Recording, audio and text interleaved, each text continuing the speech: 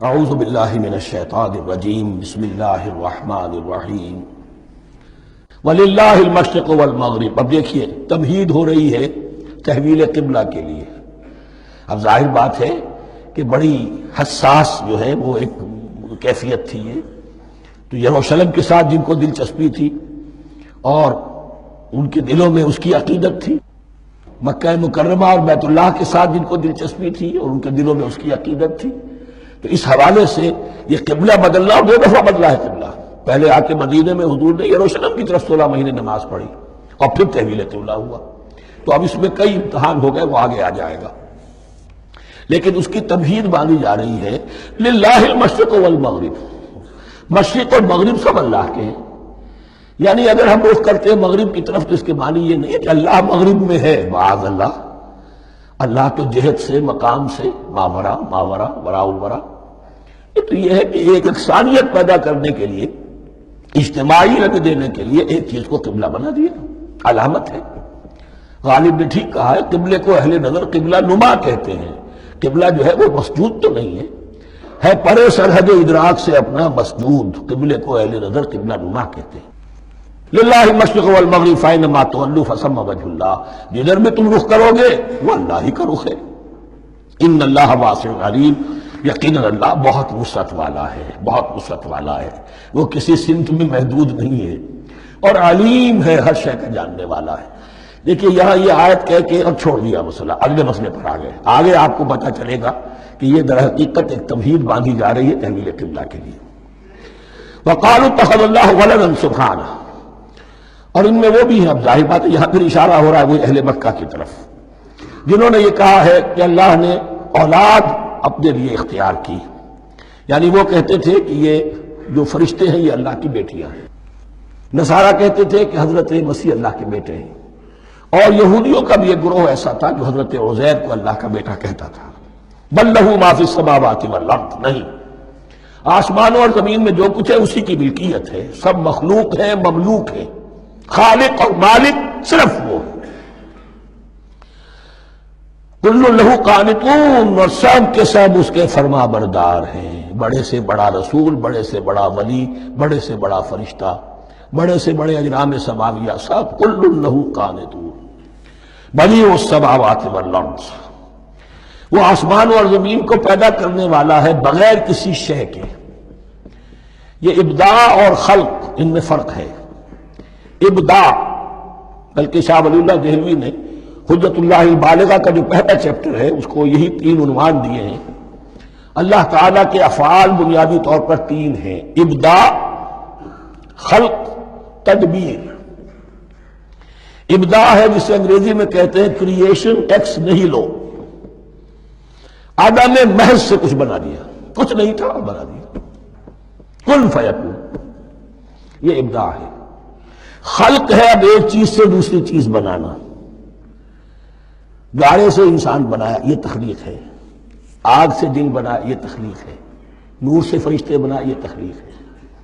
تو ابداع، بدیع وہ ہے کہ جس نے نئی چیز، اسی لیے بدعت ہمارے ہاں کہلاتی ہے وہ شے جو دین میں نہیں تھی اور خواہ لا کے شامل کر دی گئی، جس کی کوئی جڑ بنیاد دین میں نہیں ہے، وہ بدعت ہے۔ اس سے یہ لفظ بدیع السماوات والارض، وَإِذَا قَضَىٰ أَمْرًا فَإِنَّمَا يَقُولُ لَهُ كُن فَيَكُونُ، اس کی شان تو یہ ہے کہ جب وہ کسی معاملے کا فیصلہ کر لیتا ہے تو بس کہتا ہے کہ ہو جا، اور وہ ہو جاتی ہے۔ وَقَالَ الَّذِينَ لَا يَعْلَمُونَ لَوْلَا يُكَلِّمُنَا اللَّهُ وَتَأْتِينَا آیَةٌ، اور کہا ان لوگوں نے جو علم نہیں رکھتے، یہاں پھر وہی مشرکین مکہ کی طرف روئے سخن ہے، کیوں نہیں بات کرتا ہم سے اللہ، اور کیوں نہیں کوئی لے آتا ہمارے پاس کوئی نشانی۔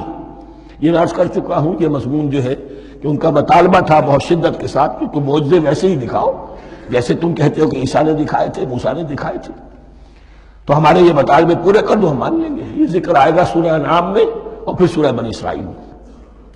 كَذَلِكَ قَالَ الَّذِينَ مِن قَبْلِهِمْ مِثْلَ قَوْلِهِمْ، اسی طرح کی باتیں جو لوگ ان سے پہلے آئے تھے وہ بھی کہتے رہے۔ تشابہت قلوبہم، ان کے دل ایک دوسرے سے مشابہ ہو گئے ہیں۔ قد بینا الآیات لقوم یوقنون، اور ہم نے تو اپنی آیات کو واضح کر دیا ہے ان لوگوں کے لیے جو یقین کرنا چاہیں۔ انا ارسلناک بالحق بشیرا ونذیرا، اے نبی ہم نے آپ کو بھیجا ہے حق کے ساتھ بشیر اور نذیر بنا کر۔ بنیادی حیثیت آپ کی یہ ہے کہ آپ اہل حق کو بشارت دیں، فراح و ریحان و جنت نعیم فسلام لک من اصحاب الیمین، یہ بشارت دیجیے۔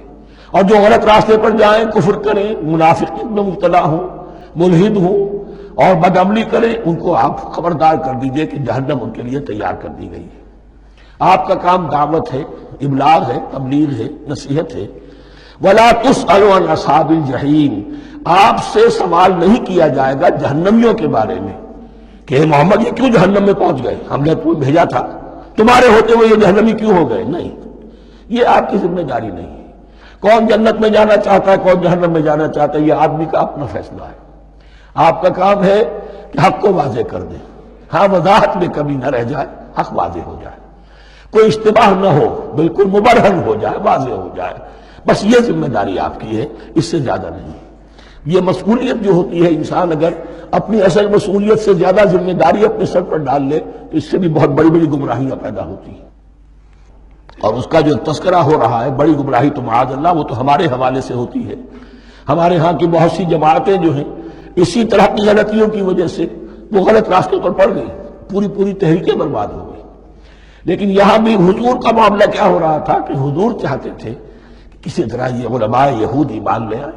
بہرحال حضور کے دل میں رغبت، آخر مکے میں آپ تھے تو دعائیں مانگتے تھے، اے اللہ عمرو بن ہشام اور عمر بن خطاب میں سے کسی ایک کو تو میری جھولی میں ڈال دے۔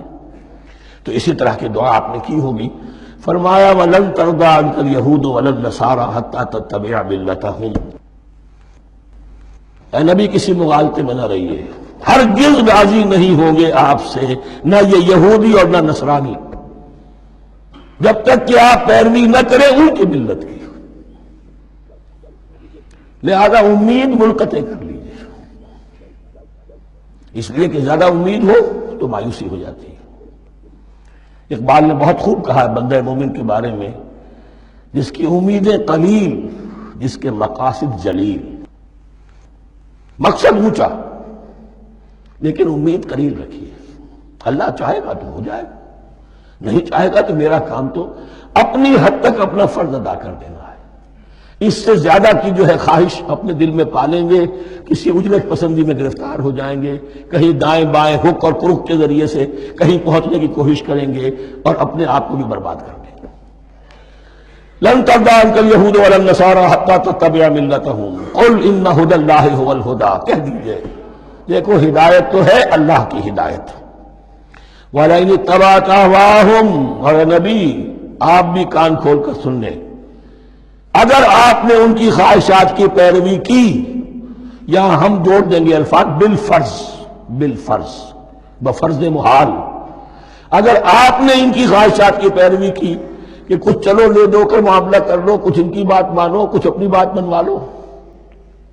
یہ مکے میں بھی قریش کی طرف سے بھی آیا تھا کہ کچھ اپنی بات منوا لیجئے، کچھ ہماری مانی، کمپرومائز کیجئے۔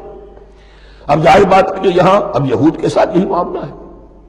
وَلَئِنِ اتَّبَعْتَ أَهْوَاءَهُمْ بَعْدَ الَّذِي جَاءَكَ مِنَ الْعِلْمِ مَا لَكَ مِنَ اللَّهِ مِنْ وَلِيٍّ وَلَا نَصِيرٍ، اور اگر بفرض محال آپ نے پیروی کی ان کی خواہشات کی، اس کے بعد کہ آپ کے پاس علم آ چکا، تو نہیں ہوگا کوئی بھی اللہ کے مقابلے میں آپ کے لیے کوئی مددگار یا حمایتی۔